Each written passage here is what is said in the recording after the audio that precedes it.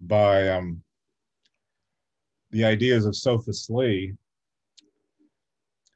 permitted Lee and Klein to unify the vast proliferation of geometries that had been taking place at the time. So by the 19th century, there are many different kinds of geometry, starting with Euclidean geometry, affine geometry, projective geometry, various kinds of conformal geometry where the basic objects were circles and spheres. One which is that Sophus Lee had promoted, which is called Lie sphere geometry, where the basic objects are geometric spheres. This seemed to be going out of control, I have read, and using the point of view that what we're really looking at is a homogeneous space of a Lie group. This algebraicized the study of geometries. The basic example that I'll begin with, when X is Euclidean space,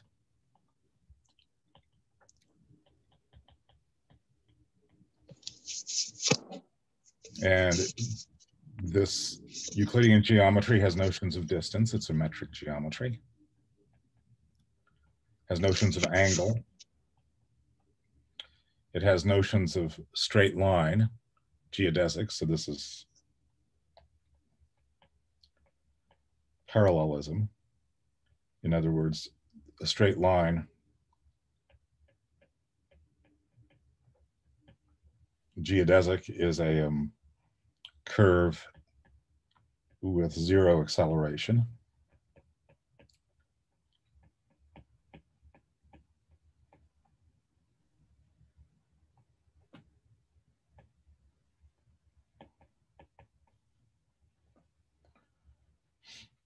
And the acceleration, this just means that the velocity is parallel. As you go from one point to the curve along another one, then by parallel transport from one point to the curve, the velocity stays the same. You're just going in a straight line.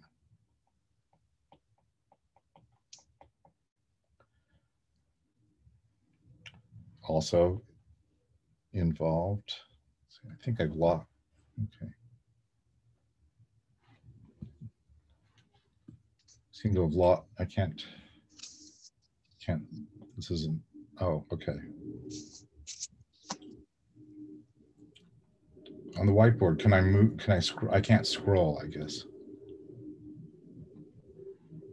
Okay. You can change your whiteboard perhaps.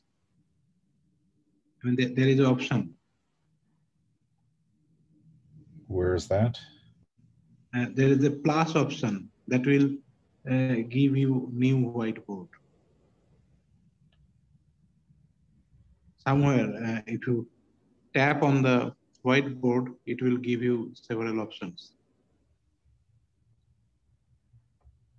Well, I'll just erase. Okay, sure. Okay, since that seems to work. Okay, so let's go back to Euclidean geometry. It also had notions of area and volume.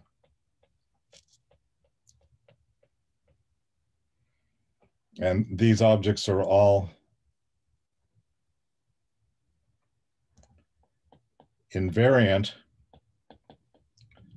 under the Euclidean isometry group.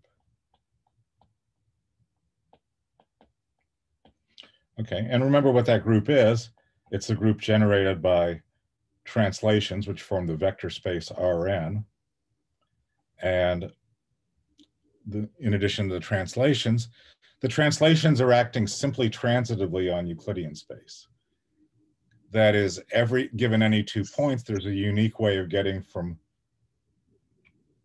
one point to the other by a translation. Just follow the vector difference between those 2 points.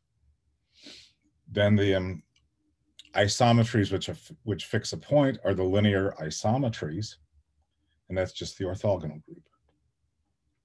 And so this is the group that I'll be calling G. And that's how Lee and Klein would think of Euclidean geometry in terms of transformation groups.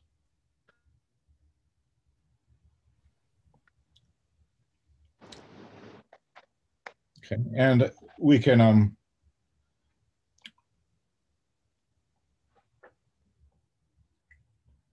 remove some of these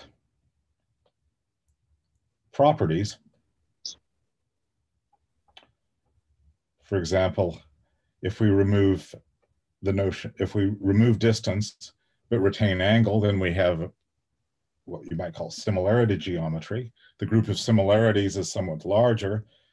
It, in addition to the orthogonal group, it has homotheties, dilations. So example, multiplication by 2 is a similarity transformation, which does not preserve distance, although it preserves angle.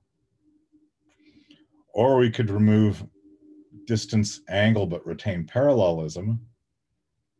In that case, we get the full affine group, and that's one of the geometries I'll be discussing in length today.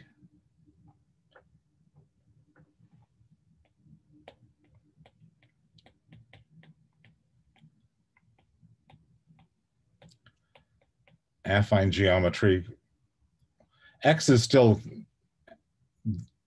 Rn, the vector space Rn, but we want to forget the origin. We want to think of all points as being equivalent. So we still have translations.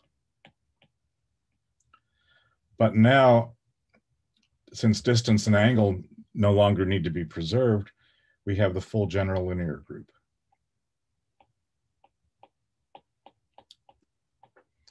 And this will be the group of affine transformations. B will be the vector corresponding to the translation, and A will be the linear part, which is just a linear map.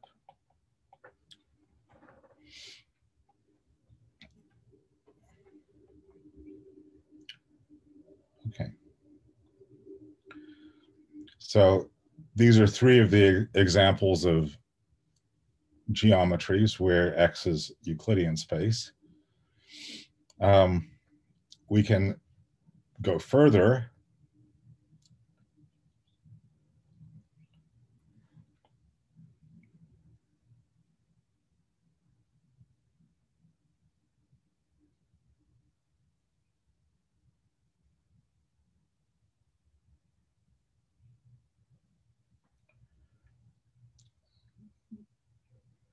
Affine geometry, we have a notion of parallelism.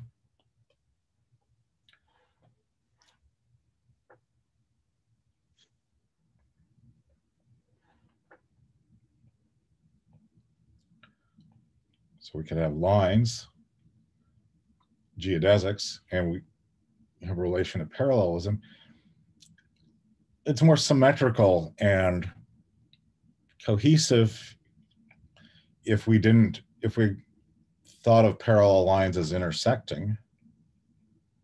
So in affine space, which is Euclidean space, but with the notion of parallelism retained, but the metric notions discarded, we can regard, we have an equivalence relation of lines being parallel, and an equivalence class of parallel lines would be an ideal point. So we can think of these 2 lines that I've drawn on the screen in green as converging to one ideal point, but in a different direction, we might have 2 parallel lines converging to another. And we can complete affine space to projective space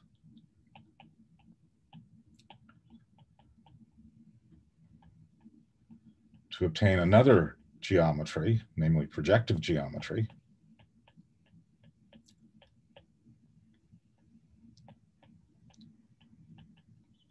Well, where now X is projective space, and we can think a very nice model for projective space, which is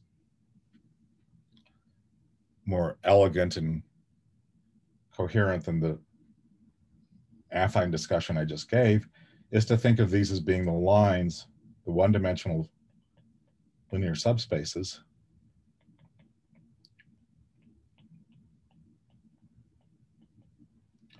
in an n+1 dimensional vector space.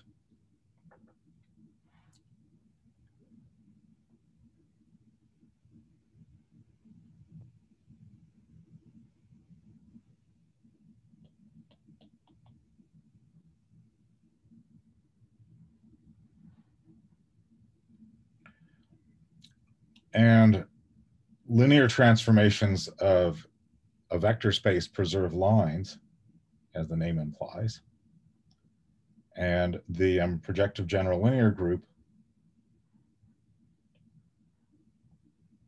will be the automorphisms. So the automorphisms of our geometry will be the effect of linear transformations on projective space, GLn+1R. That Lie group doesn't act effectively on projective space. The homotheties, the scalar multiplications, act identically. So it's useful to form the quotient, the projective general linear group, which does act on projective space. And now any two lines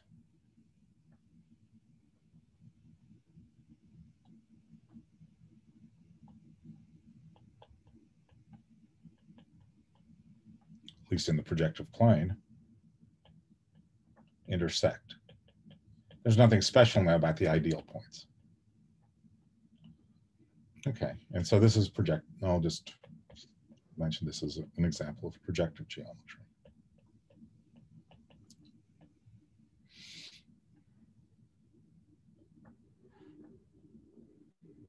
Okay, so there are other geometries too that are interesting. There are lots of homogeneous spaces. Maybe I'll just mention one of them is the geometry of the sphere with its group of conformal transformations.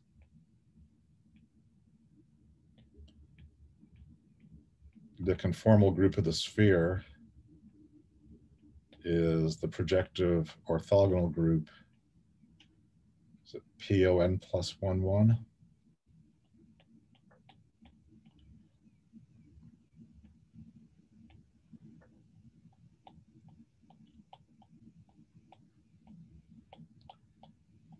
And many others. But in any case, the theory of Lie groups, which reduces to Lie algebras, and their theory of homogeneous spaces, can be classified algebraically. And this leads to the algebraicization of geometry, which is the context for the Erlangen program of Lie and Klein. So let me start with that and move ahead in history to the early 20th century and the work of Elie Cartan and Charles Ehresmann. And I'd say the subject that I want to describe begins with the work of Ehresmann.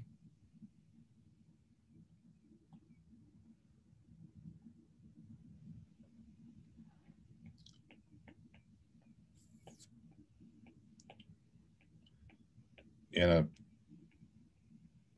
paper presented at a conference in 1936.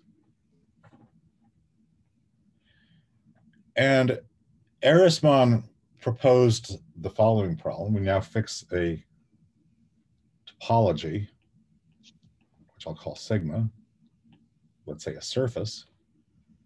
And the question is, can we put the geometry the local geometry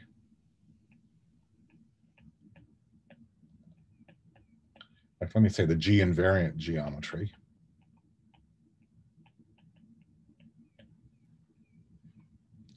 of X locally on sigma.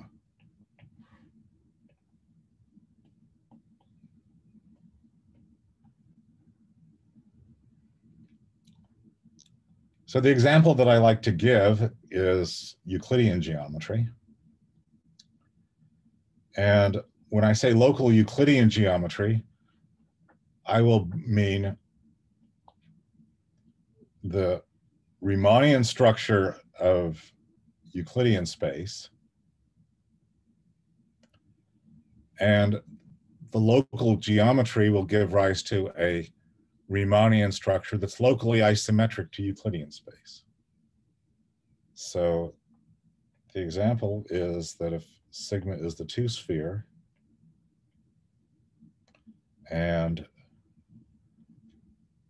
X is Euclidean space, G is a group of isometries, or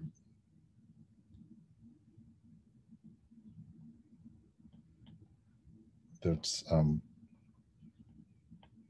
no Euclidean structure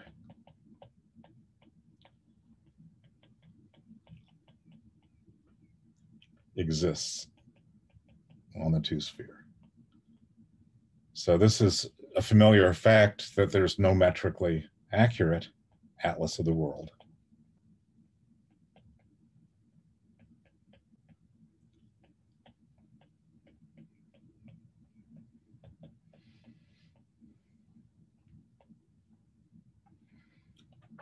So the problem is that the topology of the sphere is incompatible with the geometry of Euclidean space. However, more complicated topologies do admit the two torus admits lots of Euclidean structures.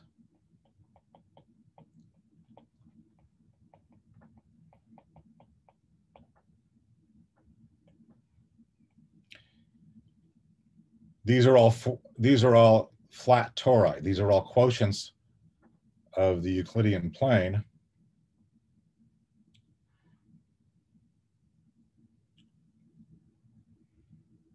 So we take the Euclidean plane.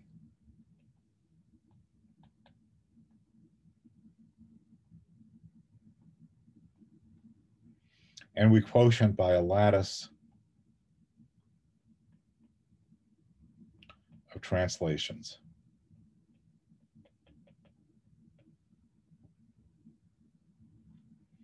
These are the flat tori. And different lattices give rise to different Euclidean manifolds. For example, we have the square lattice, say, represented by the Gaussian integers, unit translation, just integer translations in both X and Y directions. But we can have more complicated lattices where that say contain no horizontal vector or no vertical vector or vectors of unequal size. And they form a nice moduli space.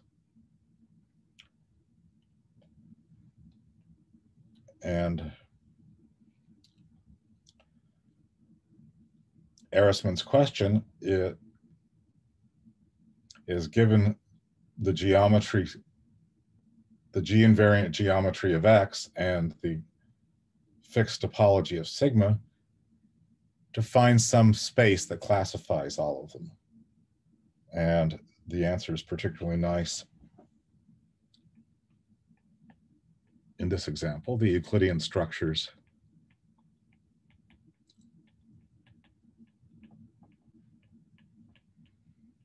let's work in all dimensions. There's no reason to restrict to dimension 2 here. The Euclidean structures on the N torus correspond to a nice space. They correspond to the biquotient GLNZ quotient by of GLNR, invertible n by n real matrices, and quotient by the orthogonal group, ON. Okay, so this is a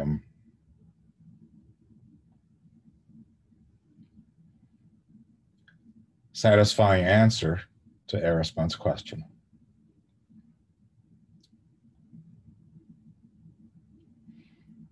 So this is a nice success story, and I'd like to, in this talk and the next one, describe other success stories in the classification of geometric structures on manifolds.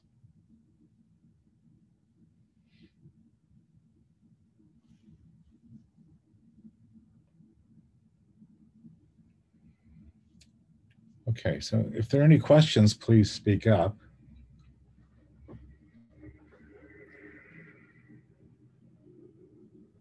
It's something Torus of Revolution and it is flat tori you discuss. Is there any difference? Excuse me? Torus of Revolution and this that you discuss is the flat tori. So is there any difference in their study? Yeah, so it turns out that all the Euclidean structures on the N-torus are going to be quotients of Euclidean space by a lattice.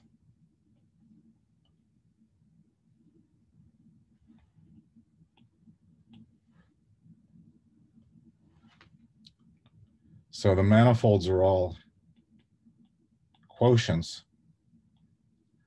And maybe I should say a little bit about this. So lambda, as I mentioned, is a lattice inside the vector space Rn. And the space of such lattices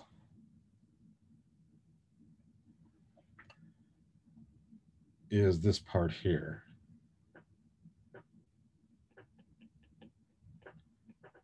Namely, a lattice has a basis, and if you arrange the basis as the columns of a matrix, you get an element of GLNR. And as you change the basis, that amounts to choosing an automorphism of the group lambda, which is isomorphic to Zn, and that's this first discrete subgroup in this description, GLNZ. And then we quotient by the orthogonal group because we're interested in the Euclidean classification of lattices. Okay, so does that answer your question? Yes. Okay. Good. So now suppose we enlarge the equivalence relation a bit. That is, if we look at the affine equivalence classes,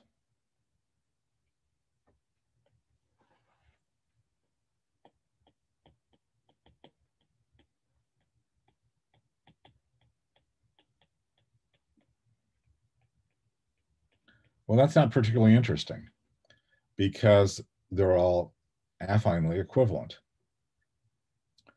And the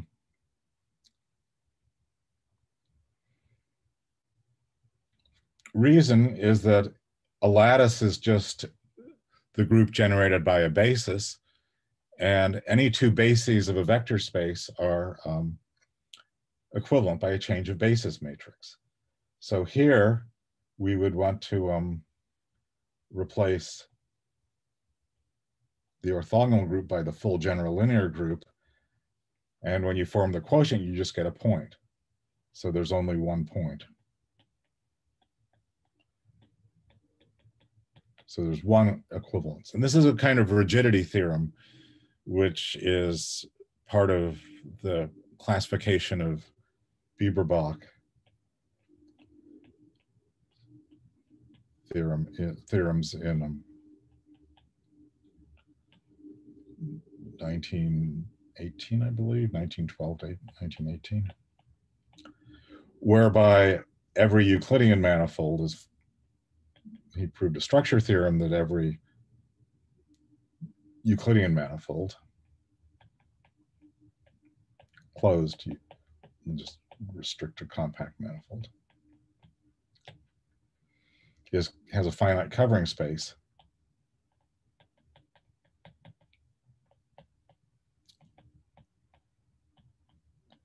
which is a flat torus. Here's a simple example.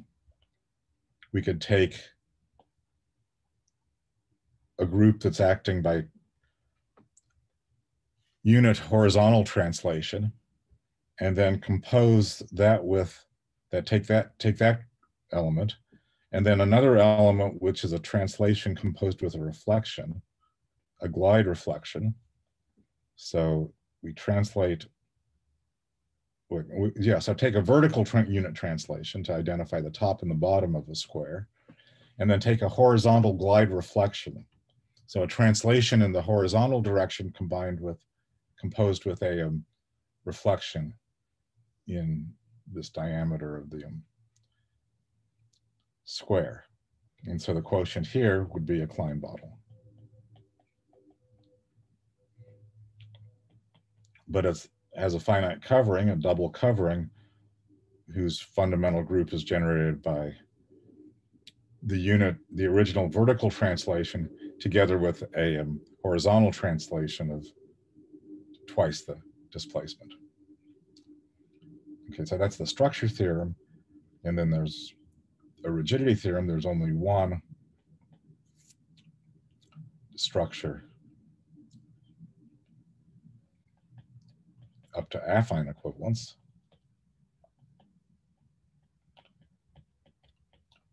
So if we enlarge the equivalence relation, any topological type is uniquely realized as an affine type.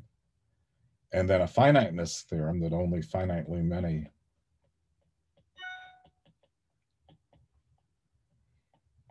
in each dimension. Again, I'm only restricting to closed manifolds. And so this is an example of what I would call a success story in Ehresmann's program.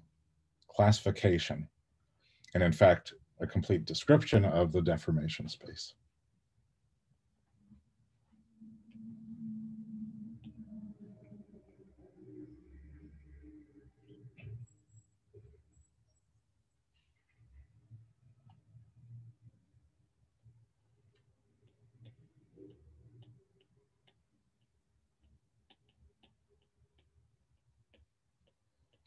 So the deformation space is this biquotient whereby every point corresponds to an equivalence class of structures. And I've talked about three deformation spaces so far. The uninteresting case of the sphere, where the deformation space is empty. The case of Euclidean structures on the torus, where it's given by this biquotient. And then the space of affine equivalence classes of Euclidean structures, where there's only one, a single point.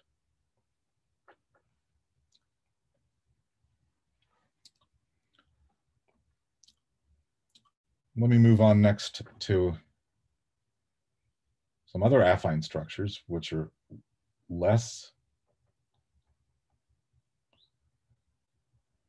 they're more complicated.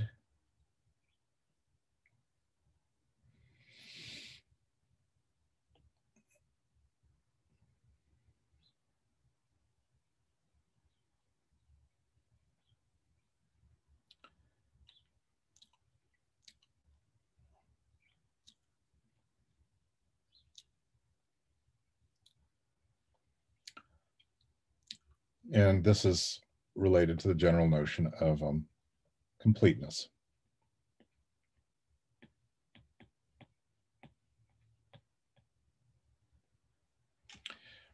So as I mentioned before, a Euclidean structure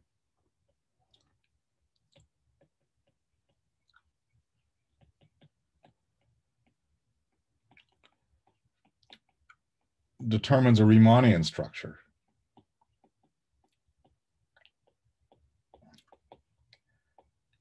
In other words, it's defined by infinitesimally by a metric tensor. And this metric tensor is very special in the sense that it describes not just Euclidean geometry on an infinitesimal sense, which is what a Riemannian metric does. It's given by a quadratic form in the tangent space, but this quadratic form extends locally. And the fact that it's locally Euclidean, locally isometric to Euclidean space, just means that the curvature is zero. So a Euclidean structure determines a flat Riemannian structure, and conversely, a flat Riemannian structure is exactly the same as a Euclidean structure. Just use the exponential map to give local coordinates. And the Riemannian structure defines a metric space, and if the manifold is compact, this metric space is complete, metrically complete. And the Hopforino Theorem asserts that for Riemannian structures, that's equivalent to geodesic completeness, that any curve of zero acceleration, which now means constant speed, has to continue indefinitely. And that implies that, say, if M is closed, since I want to assume that it's geodesically complete, that the universal cover space of M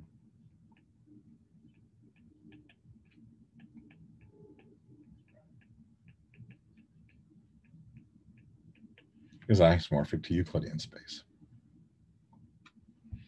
So in particular, M will be a quotient of Euclidean space by a group gamma.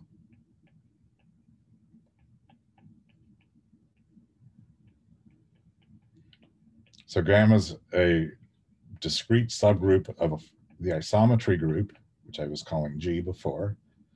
And it's in particular, for discrete subgroups of Euclidean isometries, the action is proper. And in this case, it'll also be free, and that implies that this is a covering space. Okay, so these are examples of complete manifolds. But in general, even if the manifold is, if M is closed, if it's compact, but it's only assumed to be affine, it may be incomplete.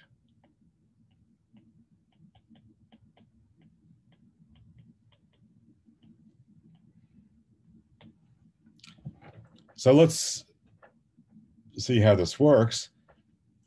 So we certainly start, if we start with affine space, so this is the notation I'll use to emphasize the context. So Rm is the vector space of translations. En is the Euclidean space, which is going to be an affine space. We have a group of translations where all the points are treated equivalently. There's no special origin, but we still retain the Euclidean geometry. And An will denote affine space, where we just retain parallelism. So we just have this group of translations acting on affine space that preserve parallelism, and that's how we define parallel transport.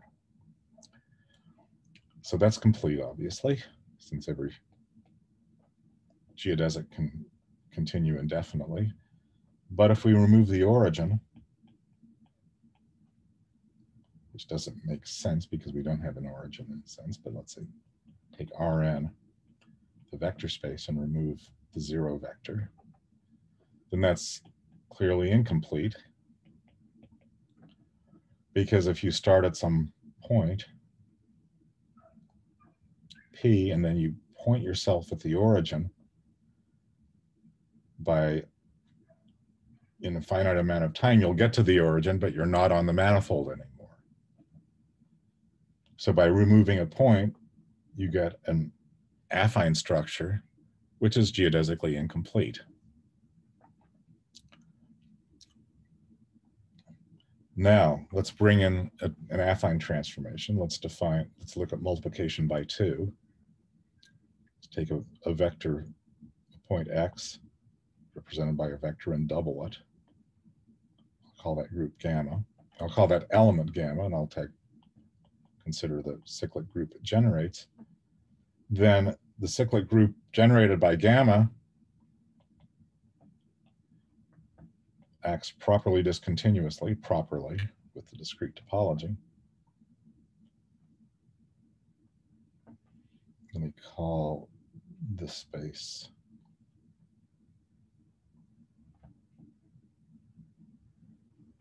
it acts properly on Rn minus the origin.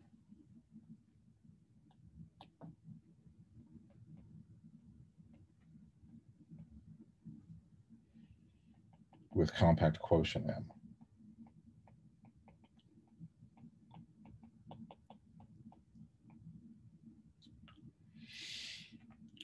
And then this will be an affine structure, which is geodesically incomplete. Now, this is a bit of a paradox because the geodesics are defined as curves of zero acceleration, even though we don't have notions of constant speed because we can't even define speed, since we can't measure the size of tangent vectors. So these are called Hopf manifolds. These were originally, I think one of Hopf's motivations was to construct a compact complex manifold that's not Kähler. So if instead of taking a real vector space, you take a complex vector space, which of course has a structure as a real vector space, then the quotient manifold will be a complex affine manifold, and for various reasons it can't be a Kähler manifold. For example, in dimensions larger than complex dimension 1, the second homology is trivial and it can't support a Kähler metric. But let me go back to the discussion of the geometric structure, say a little bit more about this.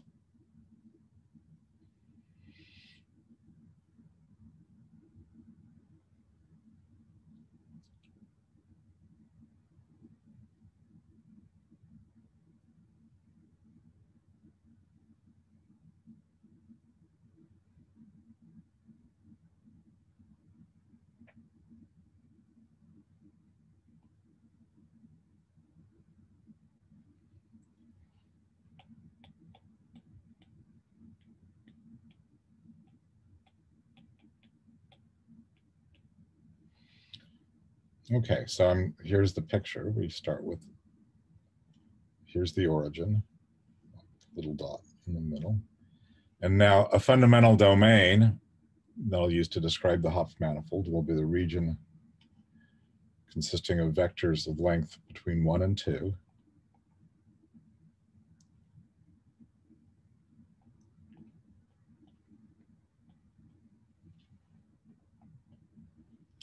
And the transformation gamma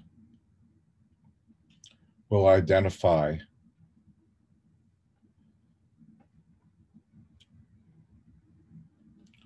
the outer boundary, the sphere of radius 2, with the sphere of radius 1.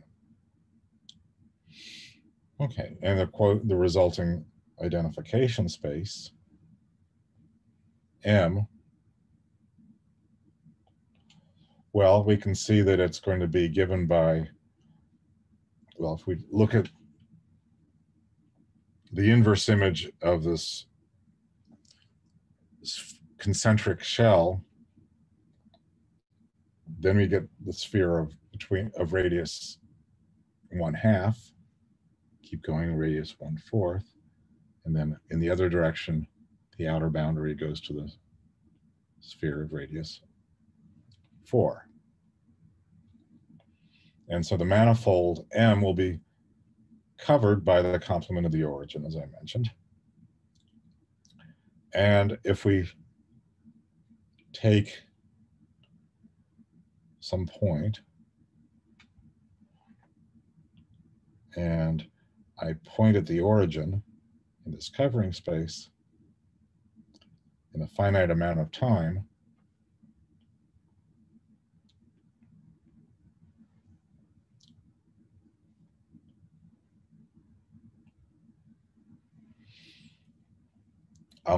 I'll run off the edge of the manifold. And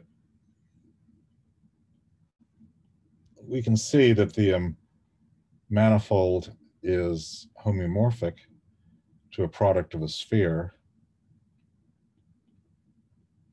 and the circle. The circle is realized by just the radius in the covering space. The circle is the quotient of the positive reals, the multiplicative group, by the group generated by multiplication by 2.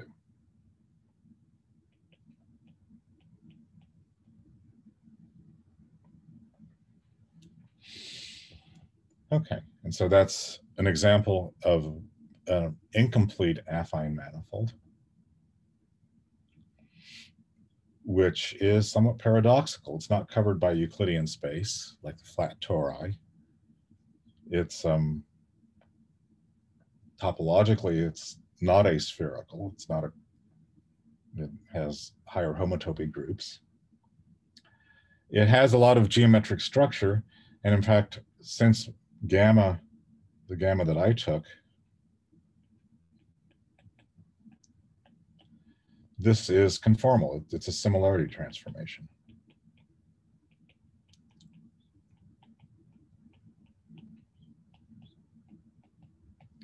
So this is a manifold, it's a GX manifold, where X is Euclidean space, and G is the subgroup of similarity transformations. This is just the conformal group of conformal transformations of Euclidean space. And that leads me to another success story in Ehresmann's program. One of my favorite theorems in this subject.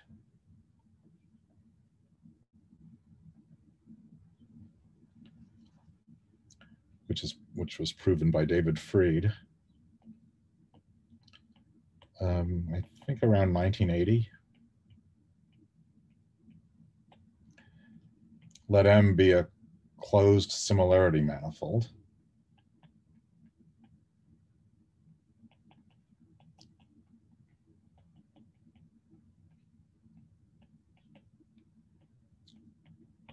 So that means it's an affine manifold, but the conformal structure is also preserved.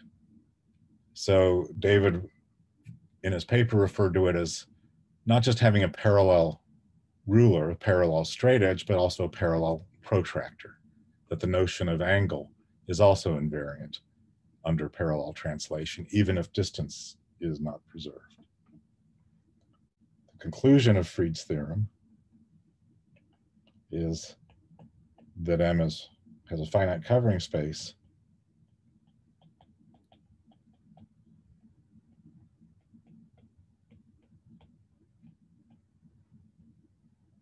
by one of two types. First of all, it could be a Euclidean manifold, flat torus like we've seen before, or a Hopf manifold.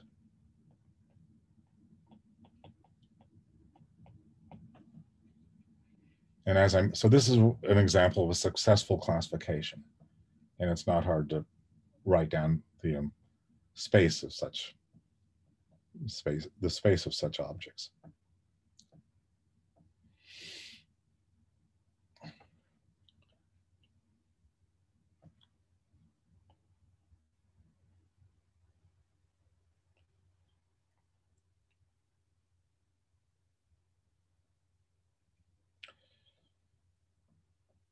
So in the short time remaining, I'd like to just summarize a few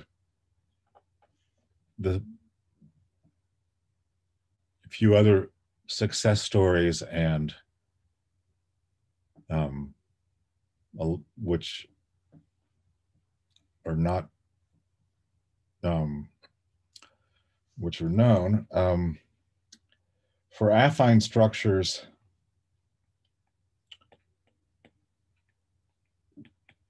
in dimension 3,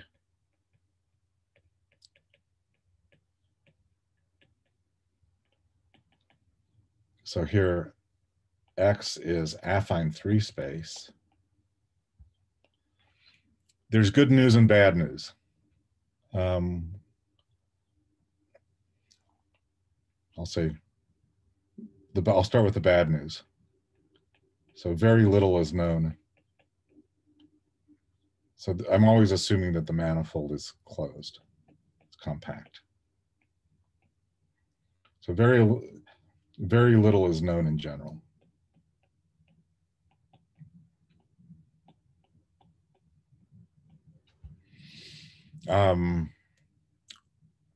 Maybe I'll mention that a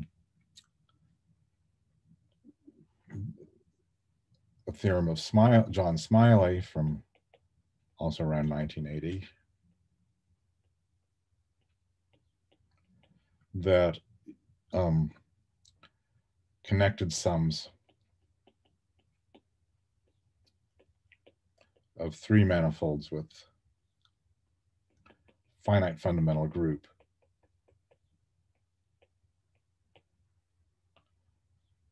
do not admit affine structures.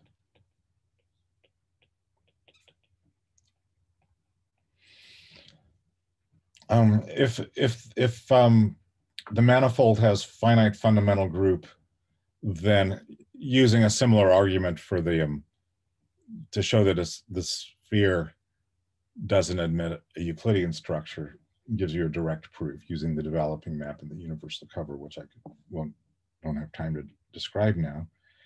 But in general, it's not known whether a connected sum of a three manifold that is a connected sum has an affine structure. On the other hand, if you assume completeness in the after a long development that just ended maybe a few years ago, that I would say that it's the classification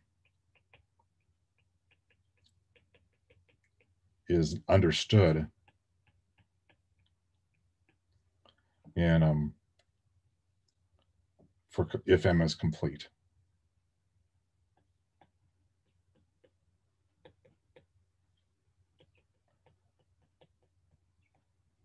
So this is the case when M is a quotient of affine 3 space by a discrete group acting properly. Okay. So in the case of closed manifolds, this has been known for a long time. This is work of myself and David Fried around it was published in 1983. But the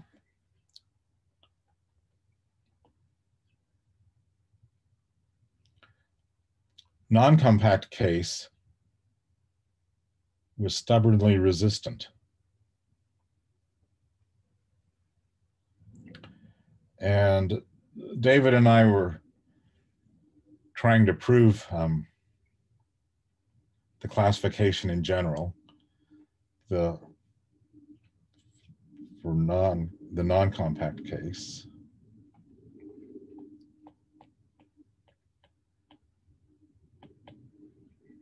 When M is non-compact, then there was a stubborn case that we couldn't handle.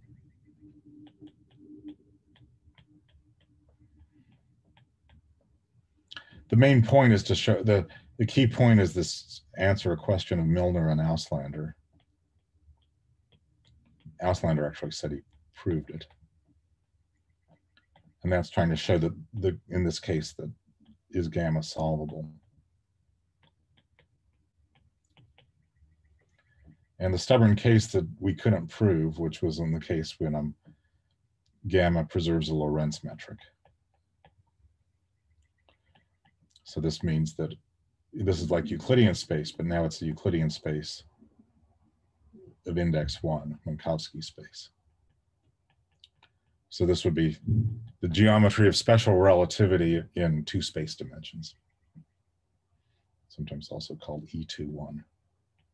In this case, the linear part gamma lies inside a group of translations, similar direct product, the indefinite orthogonal group. And around that time, Margulis explained why David and I couldn't prove that case, also around in the early 1980s. Margulis found examples, complete affine 3 manifolds, flat Lorentz manifolds, where gamma is a free group.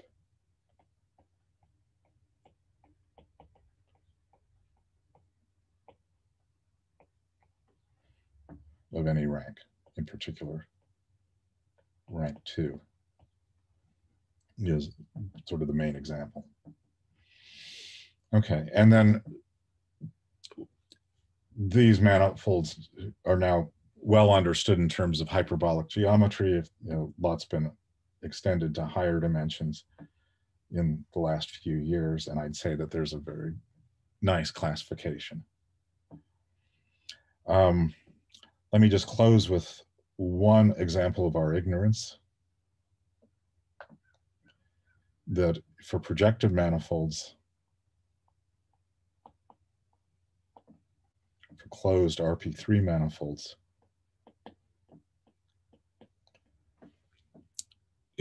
there's only one example of a manifold which I know does not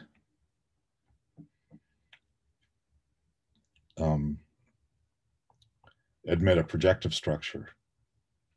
So RP3 itself admits a projective structure. If you take a connected sum of RP3 with itself, this is like a 3-dimensional Klein bottle, this does not have a projective structure.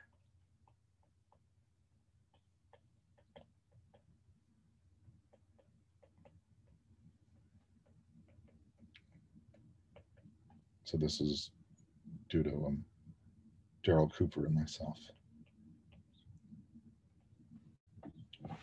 So it's possible that every manifold besides this has a projective structure.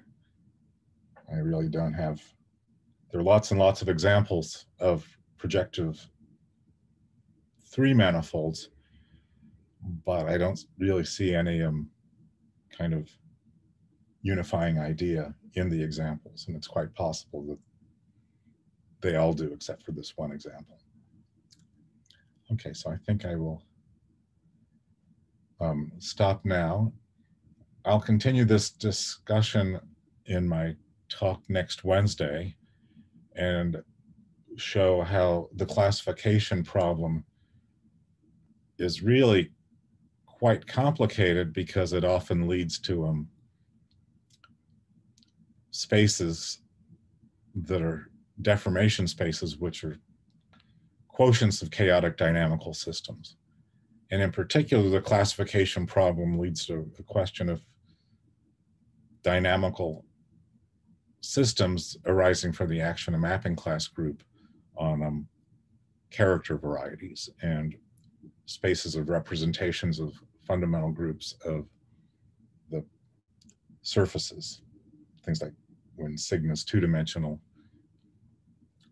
And I will discuss that aspect of the theory in Wednesday's seminar talk. So, thank you very much.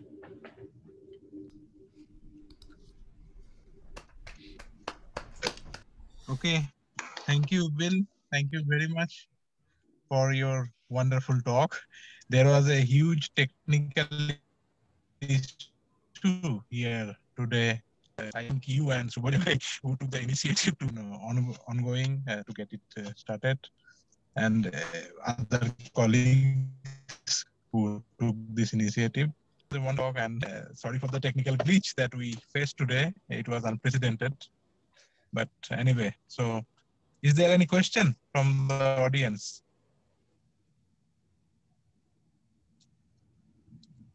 Hello, Is sir. there any question? Yeah. So in your initial example, you talk about the torus, which is the quotient of the real space R2. It has a quotient metric, but there is a torus which has an induced metric from the R3, known as torus of revolution. So I wanted to understand the difference in the study of both. Right. The surfaces in Euclidean space will not be flat. So there will be points where the curvature is positive, where it sort of bulges out, like little convex points. And then there will be points where the curvature is negative, like saddle points. So for example, a Torus of Revolution in 3 space will have both of those points. The quotients, the flat tori, have the property that the Gaussian curvature is identically 0. And that those can't be embedded isometrically in Euclidean space. So the geometric structure on the surfaces embedded in R3? Right. Those aren't going to be geometric structures in this locally homogeneous sense of Ehresmann. The surfaces in R3 have points that have different points will have different local geometries. So this is a very good example. It's a good question, because the feature of the Ehresmann structures is that all points have the same local behavior, whereas submanifolds of Euclidean space, hypersurfaces in Euclidean space, will not have that property.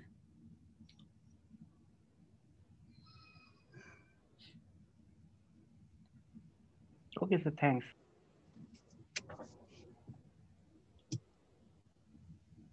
Okay, so Bill, I have a question.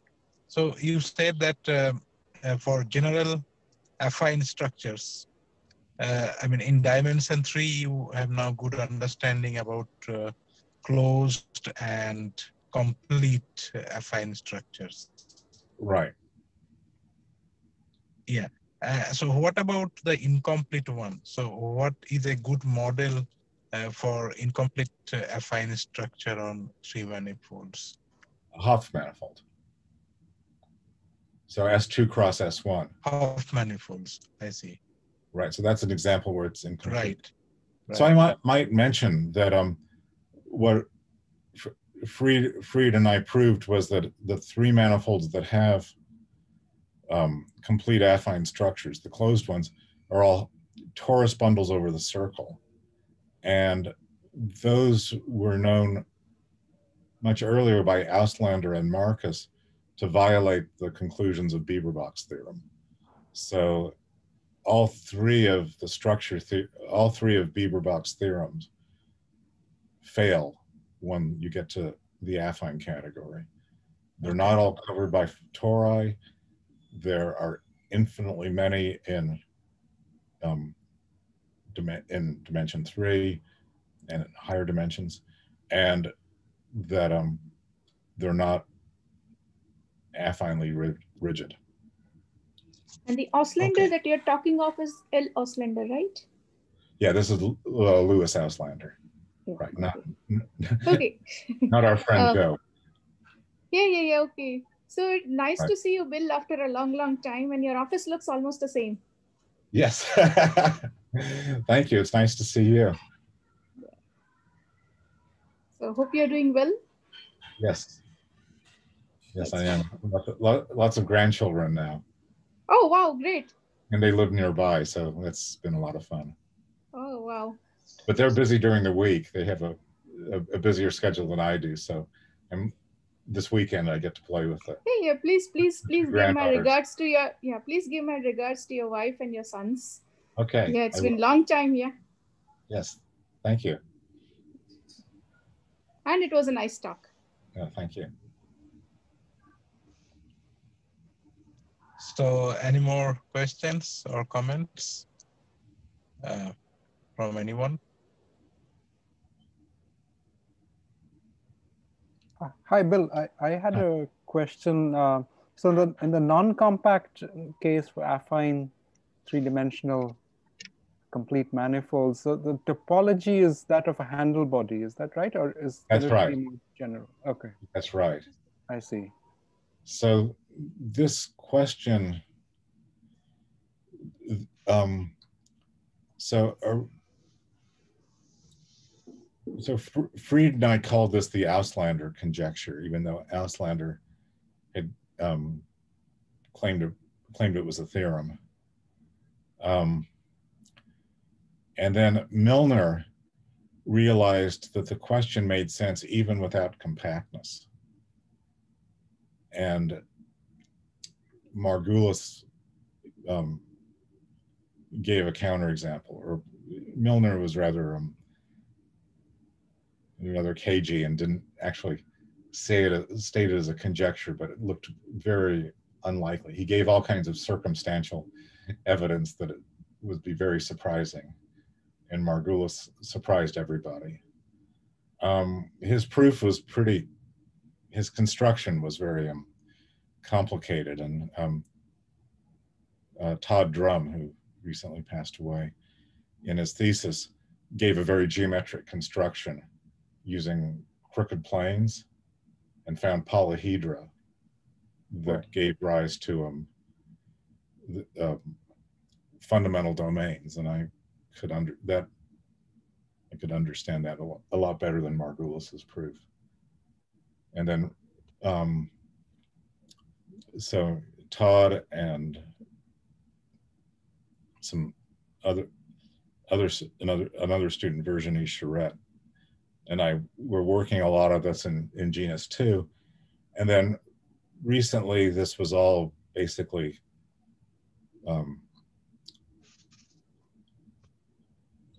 classified by a beautiful work of Jeff Danziger, Fanny Castell, and Francois Gariteau.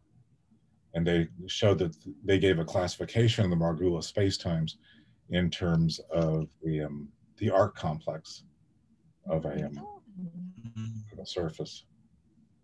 So that's what I mean, that this is an example of a success story in the complete affine three manifolds.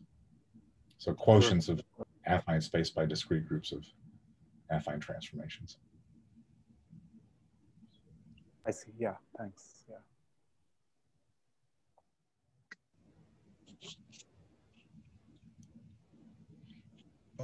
Okay. So, Bill, I have a very wild question. So, like you say that affine structure in dimension 3 are now sort of classified by this beautiful work. So, do you have any hope for some sort of affine geometrization in this case, or it automatically follows from this classification?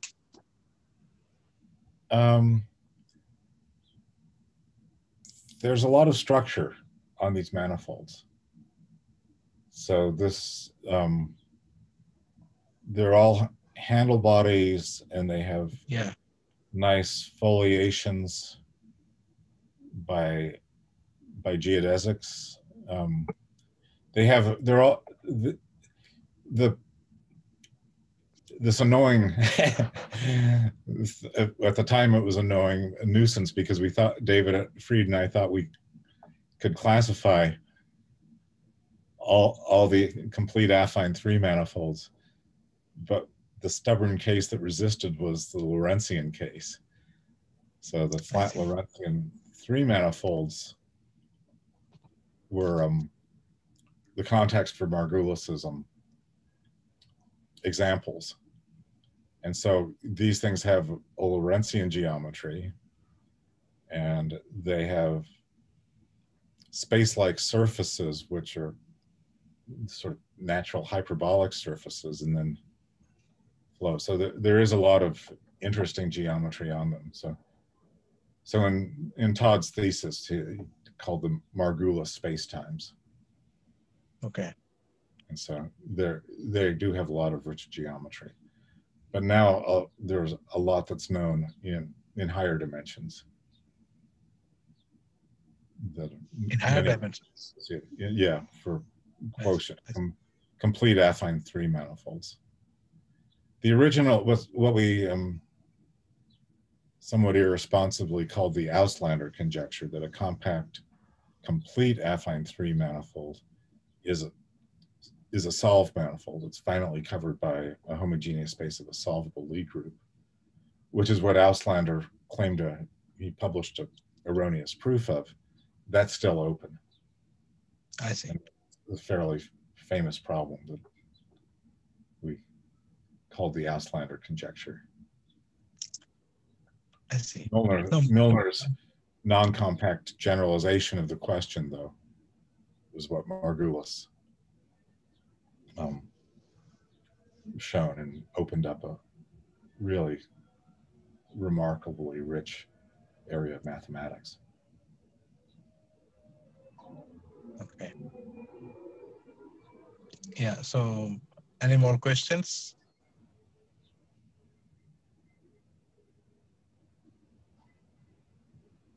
Okay, so if there is no more questions, let's thank the speaker.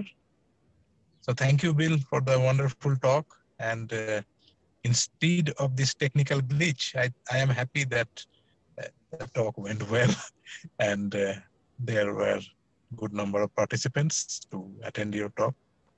So we have recorded your talk, and I will look at the recording and I will share a copy with you. Okay, thank you very much. Yeah, thank you. So see you on Wednesday. Okay, I'll see you in class on Tuesday too, maybe. Yeah, absolutely, absolutely. Yeah, yeah. Okay, okay. Thank you everyone. So is there any question in the chat? Let me see. No, there is no more questions. I think it's fine. We can end this meeting here. Thank you very much. So have a good day.